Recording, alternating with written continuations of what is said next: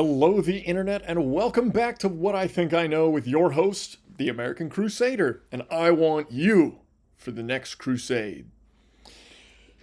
There have been, 9 or 10 crusades in the history of the world, of course. Each one began as the Christians got tired of the Muslim rule. You see, Muslims began their religion about 400 years after the Christians, or maybe it was 600 years after the Christians, sorry. But anyway, it began a lot later, and Christians had already had hold over a lot of this land that the Muslims wanted. And of course, Muhammad, we all know, was a crusader of sorts himself. He was a warlord. That's basically what his religion is conquering and defeating his opponents. Now, each of these crusades began with the encroachment of Muslims. Places like Spain, for instance, was ruled for 600 years by the Muslims before the Christians finally fought back. We have fought in these wars several times. We have won them about every single time, pretty much, roundabout. It's kind of a nuance thing there with a lot of those. But anyway, we get the job done, we take back our land, and then we say, okay, now we can coexist as long as you stay out of our space. Stop trying to take everything over, and we could coexist happily. Well, they aren't happy with that. They're doing it peacefully, which is kind of nice to a point, but it's a lot more like tricky, I suppose. This is why a lot of people don't really realize what's going on. They just say, oh, it's just the news, blowing things out of proportion. No, nobody's eating the dogs and the cats or whatever. That was the Haitians. But anyway, yeah, the Dearborn, Michigan is a great example. New York being taken over by a communist Muslim fella there. I don't really know how communism and Muslimism, whatever, Islam go together, but apparently they do. I really think, he's just taking over.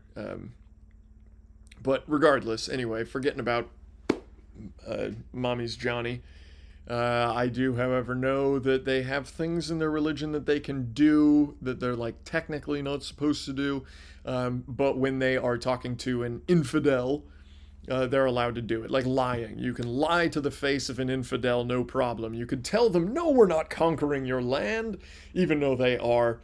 There's no rules in their religion against lying or bothering an infidel, essentially. In fact, there's rules that say they're supposed to do murdering to us. Lovely. Thank you, guys. I think it's important to express my displeasure in the massive movement of many, many Muslims moving here to America. I don't appreciate the morning prayers. I don't appreciate them taking over all of our political offices. They have stated many times that their goal is to infiltrate, overpopulate, and take over. For some reason, people just oh no, you silly Muslims, you're just saying that. You don't really mean it. No, they do mean it. They do mean it. They're serious about it. It's going on. It's happening. It's very obviously happening. But I'm not allowed to say anything, and neither are you, because you're a racist, and so am I. It's frankly a horrible thing to see all these places like Ireland and England just totally swamped by Pakistani inbred folk. I can't remember what the percentage was. We talked about this on a prior episode. I think it was 70% of all Pakistanis are inbred. Terrific. Lovely. And we know for darn sure they really like crashing semi-trucks. But of course, I don't want you to just take my word for it. Here's a note from an actual Islamist Muslim folk person. Lady. Would you start praying in our streets when you don't even pray in yours? In Muslim culture, they do not pray in the streets. What are they trying to do in our streets? Ask yourself why. Hi, my name is Rehana Adira. I am both a Muslim and an Islamic studies student, and I fear I may have the answer to your question. In Islam, there are 7 places where it is forbidden to pray. This is because prayer needs to take place somewhere clean and cannot disrupt other people. With that being said, it is actually forbidden to pray in the middle of the road. I am not one to buy into the Islamic colonization commentary online. However, I cannot think of another reason this is happening because it is against the religion to pray in the streets, and all of these cities have mosques nearby. It's forbidden. It's against the religion to disrupt others, essentially, leading us to essentially no other option but colonization, right from the mouth of babes. Oh, boy. That's all right. We've fought them once before. We've fought them twice before. We've actually fought, I think, 10 Crusades. So this will be number 11, or maybe this is 10. I can't remember. There might have been 9. But anyway, 9, 10, 11, however many we've had, we're going to have another one fairly soon. Or the whole world will be Muslim. Wouldn't that be beautiful? No more women driving, or learning, or leaving the house without their husband. Just a wonderful world. Yep, genital mutilation all over the place. Oh, warms my heart. Yeah, it'd be a beautiful thing. Bring them all in. Turn the whole country Muslim. Easy to do, especially when the colleges are teaching this. This is really concerning. I'm kind of pissed off. I'm in international public relations, and I was told to read Chapter 8 this week of International Public Relations, Negotiating Culture, Identity, and Power. Chapter 8 is titled Contested Identities, Shifting Publics in a Globalized World. Identity may be one of the most contentious words of the new millennium. An internet search produces the following modifiers for identity: corporate, sexual, digital, public, racial, national, brand, and even Christian. A US-based white supremacist group. First off, identity, your feelings of identity are your own private feelings. Nobody else gives a fuck. No one cares about how you feel this day. Ridiculous. Second off, Christian, a US-based white supremacist group. That's what our children are learning in college. Christianity is US-based? I didn't know we owned Rome. That's pretty sweet. I mean, it's a beautiful city.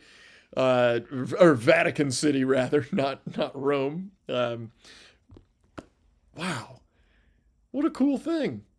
White supremacy and Christianity go hand in hand, and they both started in America. Ah, that's crazy. Wild. An American-based white supremacist group. I didn't know America was over 200 or over 2,000 years old. That's pretty cool. I like hearing that. Oh boy. Christianity, the New Testament is one of the most solid historical documents that has ever existed. It's found everywhere. It is handwritten. It's always pretty much identical. It's been translated through all sorts of different things, and still, if you take like the NIV and translate that into Hebrew, it translates perfectly well. It's terrifying and disgusting. If you're religious out there and you're not Islam, you're a bad person. Yeah, you're really bad. Jews, we know up until 5 minutes ago, you were the epitome of the abused group. But now, in 5 minutes, now you're the abuser. Go fuck yourself, Jews. Go fuck yourself, Christians. White supremacist assholes. Ugh. Even though one of the oldest Christian churches on the planet is in Ethiopia. Anywho, moving on. Many times on this show that no one's really seen, we've talked about the numbers lying, and here is another segment. AI is lying. That's a terrible segment name. Comment down below a better segment name. Anyway, I was scrolling through the interwebs, and I came across a post about ICE killing a man and how it was really bad that they did that. And I thought, yeah, that is really bad. I wish they didn't kill anybody. Um, and I went on to investigate the situation and see what actually happened. So I simply asked AI, could you tell me about Silverio Villegas Gonzalez, um, fatally shot by ICE on September 12th, 2025.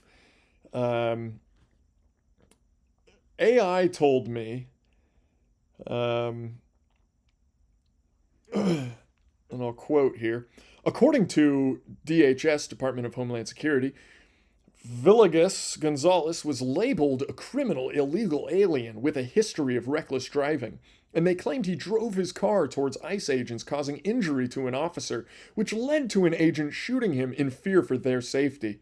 However, this official account has been challenged by family, friends, eyewitnesses, and video footage, which do not fully support DHS's claim. I thought, that's a little weird. Why are we listening to his family and friends? I get eyewitnesses and video footage, but family and friends should not really be a part of that, or at least they should be secondary to eyewitnesses and video footage. It went on to say he was known to those closest to him as a dedicated father of 2 sons who had overcome alcoholism over a year before his death. He worked in restaurant kitchens and lived with his partner and children in Franklin Park. On the morning of his shooting, he had just dropped his children off at school and daycare. After his death, his 2 sons were placed in foster care in Idaho, separate from their family. Okay. Heartfelt. Let's sympathize with the victim. Kind of like we did with Charlie Kirk, right? We sympathized with him and his family. Oh no, that's right. We demolished a bunch of tributes to him and made fun of him acting out his death in the streets and things like that. That's right. That's what we did. His death sparked grief in both his local Chicago community and his hometown in Michoacan, Mexico, where his remains were returned for burial. That's interesting. An American who wants his body buried in another country? That's not very American right there. That's very strange. Family members and advocates expressed outrage and called for legal recourse against the U.S. government, questioning the use of deadly force by ICE agents and seeking clarification on the incident. Oh, his partner suffered emotional trauma, had to be hospitalized because of her trauma. Wow. In summary, Silverio Villegas Gonzalez's case highlights the human consequences of immigration enforcement actions and controversies surrounding the use of force by ICE agents, as well as the impact on families and communities on both sides of the U.S. and Mexico border. Yeah, that's ridiculous. So I went on to other places and looked up kind of what actually happened. And I took that summary, copied and pasted it, and said to the summary, this is false. The situation does not highlight the consequences of immigration enforcement. It highlights the consequences of breaking the law than trying to run from law enforcement. AI thing here says basically, from an official law enforcement standpoint, it is seen as a consequence of breaking the law, specifically immigration violations, actions during law enforcement encounter, whatever, including alleged something or other. Under this view, the force is framed as response to threat posed. However, from the broader social and human rights perspective, many see the case as highlighting the human consequences of immigration enforcement policies. Oh man. Particularly the potential for deadly outcomes during enforcement actions, and the profound impact on families and communities. So I said, you are wrong. And the viewpoint of I can break into a country and stay without consequences is objectively wrong in every case. It says, the principle of upholding laws, including immigration laws, is foundational to the functioning of any sovereign nation. I just want to repeat that. The principle of upholding laws, including immigration laws, is foundational to the functioning of any sovereign nation. That's the conservative viewpoint in a nutshell. Inarguable. There you go. At the same time, discussions about immigration enforcement often include considerations of humanitarian concerns due to process, while legal compliance is non-negotiable. Public debates and policies frequently address how laws and all that, something about whatever in the framework, it's objectively correct that breaking immigration laws entails consequences. However, those consequences are carried out, especially regarding use of force and treatment on individuals, can be subject to scrutiny to ensure enforcement aligns with legal standards, human rights, and ethical governance. The nuanced approach does not negate the necessity of law enforcement, but seeks to balance enforcement. So this is where I had to go off and look up somewhere else what actually happened here and kind of call the AI system out. And I said, the perpetrator did not stop his vehicle when instructed to by law enforcement. He was well known for reckless driving. He reversed his vehicle in the direction of a law enforcement officer. If the officer did not stop him at that moment, he could have killed several people in a crash as he was evading. Why do you not understand the black and white in this situation? And finally, we get the truth out of it. This took a long time. This is one of the longest ones to actually get the truth. Silverio Gonzalez was involved in a fatal incident during a targeted ICE operation in Franklin Park, Illinois, on September 12th, according to official reports and body camera footage. So now the footage is accurate and is showing what ICE said, even though in the beginning of this whole conversation, we said the video and eyewitnesses were saying, no, that's not how it happened. So the video does say that that is how it happened. Agents attempted to stop Gonzalez.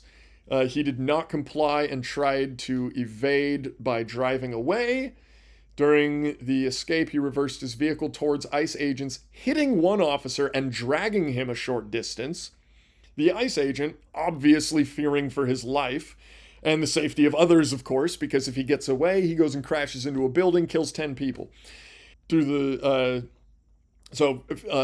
for his life and safety of others due to the reckless actions of Gonzalez, who reportedly had a known history for reckless driving, he fired his weapon. Gonzalez then crashed into a delivery box truck and later died from his gunshot wounds. The ICE officer described his injuries as relatively minor. Witnesses and video evidence corroborate that Villegas Gonzalez actively resisted arrest and posed a danger by attempting to run over officers. Right there.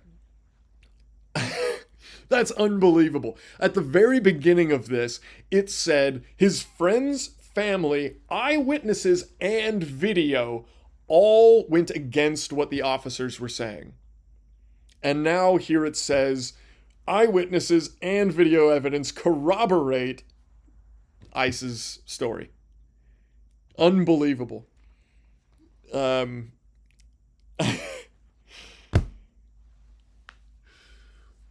Liberalism is poisoning everything. It's everywhere, and they're really going hard with it. Be safe out there. Please, go away. We're being real nice. Boggles my mind. It's like, I can't remember if it was like the day after 9/11 or a couple days after, but like the very first thing Bush did was to say, nobody get angry at the Muslims. It's not Islam that's the problem. It was just a couple people. Yeah, I think we should have been a lot angrier with them, and we still should be very angry with them.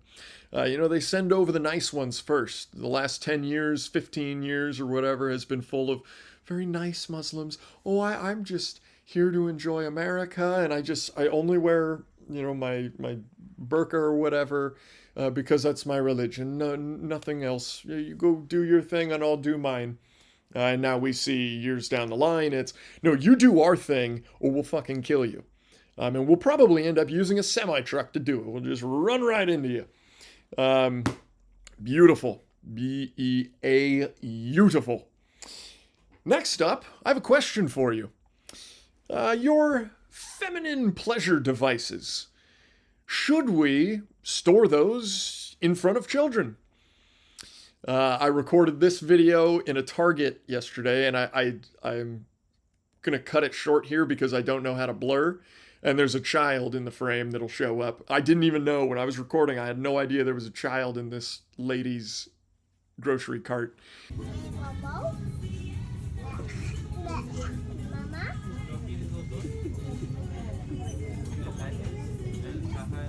But we're sitting in line for the pharmacy. I think I've mentioned this before, but I've got a gnarly rash on my hands. It's been there for over a year now, and I would like to get rid of it. So I, went to the doctor, got a prescription for some ointment or whatever, and we go to the pharmacy to pick it up yesterday. And I noticed we were standing there, and I'm facing my lady, and behind her, there is a wall full of, again, feminine pleasure device. They're dildos. There's a wall of dildos right in the aisle that everybody lines up to go to the pharmacy for. Is there really no other aisle in the store we can put that? You know how many children go to pharmacies either because they're with their mother who needs the pharmacy or because they're a child and children are constantly sick? I mean, the Conservative Party is already kind of still boycotting Target for all their trans stuff. I'd like to institute another boycott for dildos in the children's aisle. That's ridiculous. Not, though, as ridiculous as Prop 50. Here is a wacky commercial for yes on Prop 50. Okay, hold on, I'm getting something here. Breaking news out of California tonight. The results are in, and voters have just passed Prop 50. What? This is a major blow to Donald Trump and This his is chances bad. of holding on to power next year. Stop the That's right, Liz, because if he loses the House, Congress did you will do have the this to power to Trump? block Trump, investigate him for corruption, and even release the Epstein files. You want to stick it to Trump? Vote yes on Prop 50. I hate California. This is the only way they can truthfully sell Prop 50. Well, I guess not really truthfully, because in truth, if Prop 50 passes, it doesn't bother Trump at all. He will not be affected by it in any way, shape, or form. I don't understand even the point they're trying to make there. Tick off Trump, you could do it by vote. Fuck you. No, tick off the rest of California who actually knows what this is about. This is the biggest power grab we've seen in a long time here. It is very much taking control of a private institution, or kind of like more like a public institution, run by private citizens. This is the big king move that the No Kings protests should have been looking at. Our governor stealing power because, I don't want Texas to do that. We talked about that last week. Texas was court ordered and we go, they get to do it, but we want to do it. Texas was gerrymandered into oblivion by Democrats, and now we're fighting Republicans who are just trying to kind of make things even. Ridiculous. Some of the most racist stuff going on too. A lot of these, whatever, county lines, not county lines, jurisdiction lines, whatever they're called. A lot of these lines were designed because there aren't enough black people in enough small places, or like compacted together enough. So they have to draw these maps that are like big, long, skinny things. That's like Redding in California will be connected to San Francisco Bay. Well, you would think that that's just ridiculous off the bat, honestly. You can't really think of that in any other way other than it's freaking ridiculous. You would think you'd want them separate to vote separately, because people in San Francisco Bay tend to be a little bit on the liberal side, just a little bit. And people in Redding tend to be a little bit more on the Republican side. But if you want to steal all the power for your own team, of course you're going to silence those voices with those voices. Pretty darn simple. Texas is reversing that over there. California is doubling down on it. Just wild. What are you going to do? I do have some words here from a couple of people from the actual independent redistricting committee here. And they have a few negative things to say, and I was blown away by this. And correct me if I'm wrong, but does that lady, I guess I haven't shown the video yet, pay attention. There's a blue-haired lady talking negatively against the Democrats. I never thought I'd see the day in California.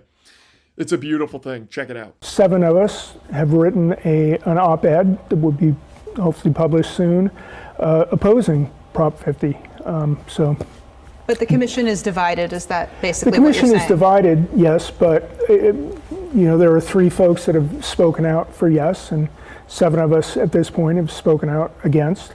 But we all get along, and work through things the same way we work through making the maps. Cynthia, as a Democrat, what do you make of the messaging, though, on the Yes on 50 side, which the Yes campaign is basically painting this as a referendum against President Donald Trump, who has been agitating Democrats in the state?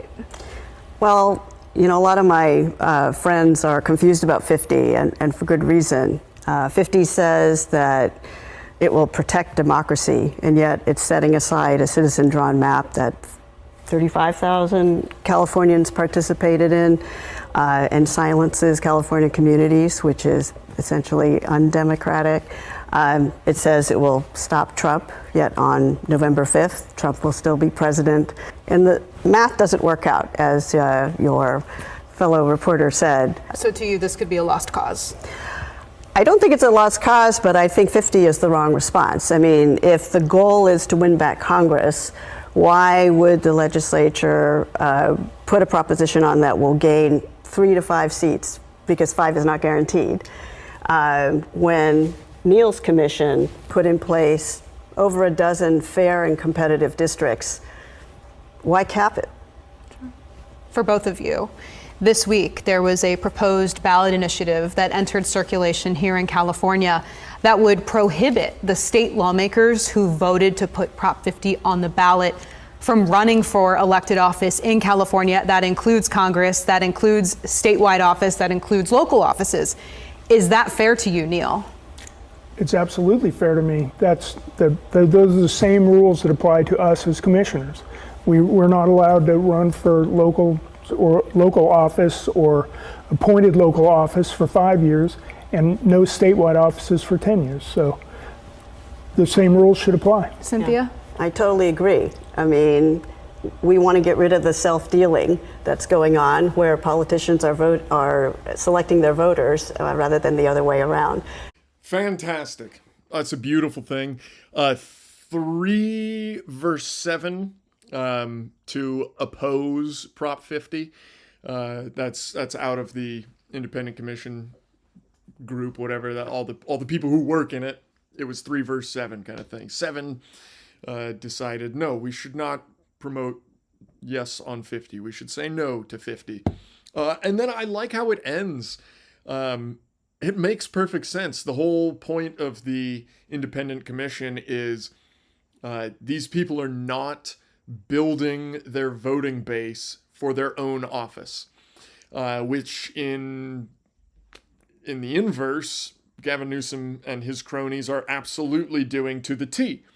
They are building their own communities of voters. So it makes perfect sense. If you guys want to draw the maps, sure, fine, go ahead. But you can't run for local office for 5 years and not for state office for 10 years. Pretty darn simple, I think. Overall, let's just vote no on 50 and keep it the same because it's better that way. I would be for pushing the independent redistricting committee nationwide. I think every state should do their line drawing like that. It doesn't really make sense to do it any other way. I think that's beautiful. In somewhat interesting, maybe infuriating, possibly good news, Bill Gates says we don't have to worry about the environment anymore. That's pretty cool. Essentially he's saying that the work we've done so far is good enough and nobody's going to go extinct because the world gets hotter. The majority of sane people already knew that. I've done 3 or 4 episodes kind of based on that premise. It's a ridiculous concept, especially the focus on carbon. That's what the Earth needs. More carbon, more life. More carbon, better life. So bring on the carbon, baby. We've also gone through massive temperature shifts from ice age to desert land kind of thing. Many, many times in history. It's not a new phenomenon. And it never will be. Why would we ever think that would be a new thing? Stupid. Ridiculous. Anywho, thank you, Bill Gates. I think we deserve a massive apology. There were a lot of scientists over the years who have been kind of disgraced and moved to the trash bin of scientific-minded people, called loony bins and whatnot, or called loonies. Whatever. It's a very sad thing because a lot of these scientists were terrific and just trying to tell us all the truth. But unfortunately, in some cases, they even lost their careers over it. But now, turns out they were right. Good for them. Well done, everybody. Now let's please get rid of smog. We don't need that anymore. Or smog checks, smog control. Obviously, the world's going to be fine. Bill Gates said so himself, and he, if not the lord of the liberal side of life, then definitely the devil. But anywho, here we are, the final segment, our hero of the week. This week's hero, we're going to dive into a little bit of the government shutdown to figure out who our hero of the week is. Now, we have some pretty Looney Tunes people in Congress, and outside of Congress, of course. A lot of people think that, Republicans have the majority in Congress, so there should be no problem. There should be no shutdown of the government because, well, the Republicans control it. A lot of people don't understand that in a case like this, there is something called a filibuster. Somebody can get up and talk for 10 hours at a time and push the vote down the line, and nobody wins, nobody loses. So you need 60 votes to beat the filibuster. We have 53 or 54. That is so weird. I'm doing that with numbers all day today. Was it 5 or 6? I can't remember. But anyway, 53 or 54 congressmen, which, yes, is a majority because there are 100. But we don't have 60, and we need 60. Now, we can do things. I've heard this suggested. We can nuke the filibuster, which is a term for basically just getting rid of the filibuster. We have the power to stop the filibustering, but it's more of a permanent stop. We can't just stop it right now, and then we'll resume tomorrow. It's a permanent stop. And the filibuster... well, it helps and it hurts. It's kind of a controversial, difficult thing to deal with. The Democrats sure like to use it a lot, but the Republicans have used it just the same. It is a fairly solid thing. It kind of stops essentially whoever has the majority from just being in charge. If it weren't for the filibuster, then Republicans would just, every single bill we wanted would pass. And then when the Democrats come back into power, exactly the same thing. Every single bill they want would pass. There'd be no check and no balance. So this government shutdown kind of really is a check and balance. The filibuster is as well. So we can't get rid of that. But what we do need is pretty darn simple. So the Democrats want to add on some like $500 billion in healthcare to illegals, and Republicans simply want things to continue the way they were a month and a half ago. It was supposed to go, I think, until November 12th, and well, we might just be shut down until November 12th, and who knows if we'll reopen then. I don't know what's going to happen. It's kind of a wild situation. Meanwhile, of course, Trump is saving the absolute entirety of the world, taking power from China. He's gotten some deals done doing the microchip stuff. That's where he was awarded a crown the other day in, oh gosh, I got to start writing these scripts out or something. Malaysia, maybe? Anyway, he was awarded a crown because he brokered a peace deal and got a deal with the microchips. They're taking a little bit of power from China with every deal. And that's really what we want. But anyway, back to the shutdown. So that's just to show you the government might be shut down, but Trump certainly is not shut down. Still working like a dog. Now, in order to get the government back up and running without wasting an enormous amount of money and giving that directly to people who don't deserve it, and I'm not talking about the SNAP people. You guys, maybe I'll throw in some videos at the end of this episode, but there's some pretty crazy people talking about when their EBT stops, they're going to go hunt white people and fry them up and eat them. I think it's November 1st or something that EBT shuts off. I don't really know how it works. If you have money on your card, does that money still work, or does just the card go dead, or what? I have no idea. But be careful. Just keep your wits about you when you're out shopping, because these angry, like 95% black people, and I'm not saying 95% of people who are on EBT are black, but 95% of people making these horrible, horrible videos are black.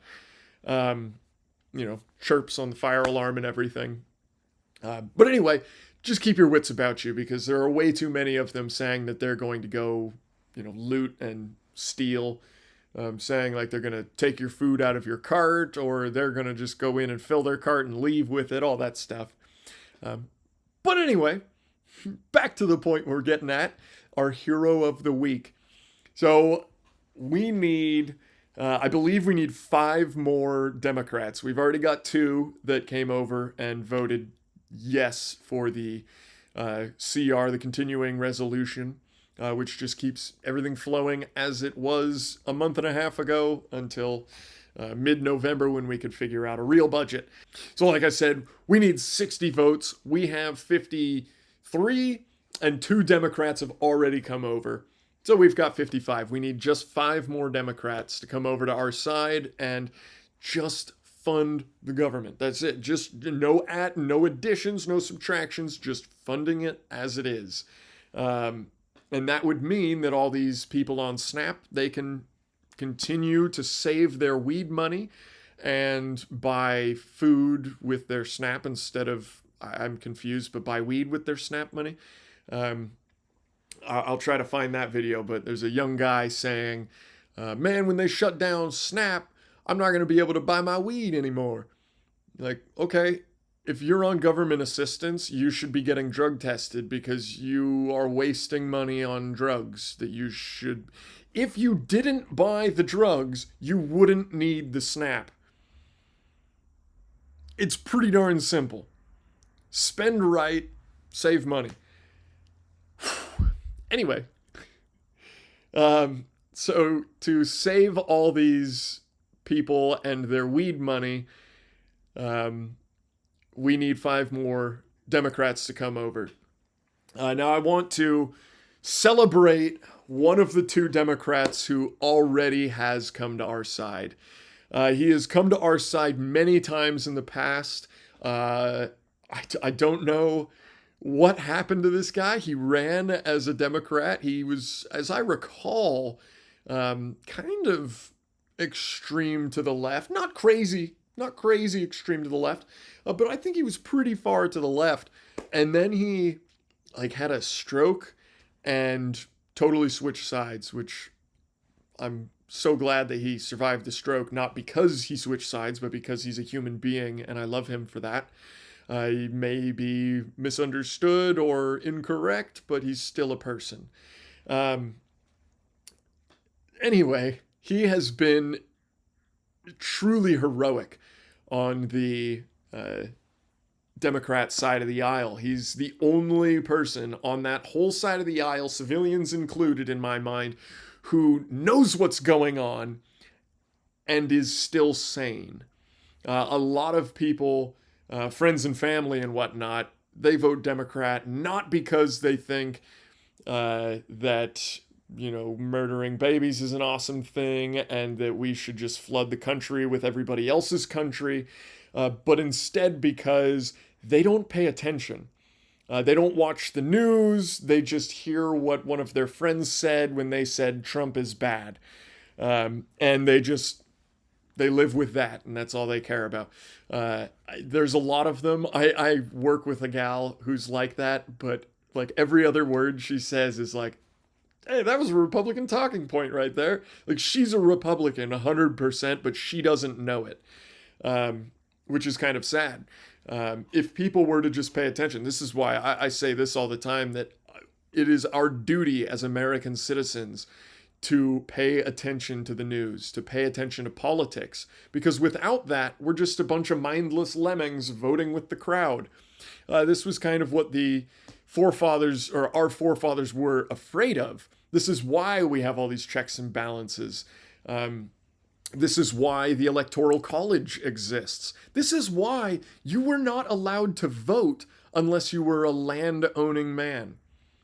I would love that to come back. I don't own land, so I wouldn't vote, but of course I would buy land to, so that I could vote. But anyway, if no females ever voted again, or ever did get to vote, every single election of every kind would have ended with Republicans as the victors every single time for all of American history.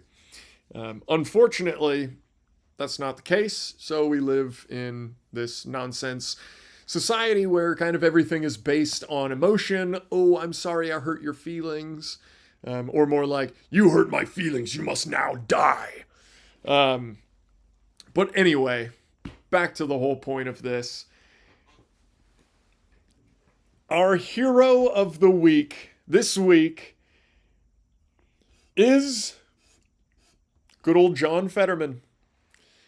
He's got a beautiful sweatshirt that kind of I'd wish he would put on a suit, but what are you gonna do? I'm kind of the sweatshirt type of guy.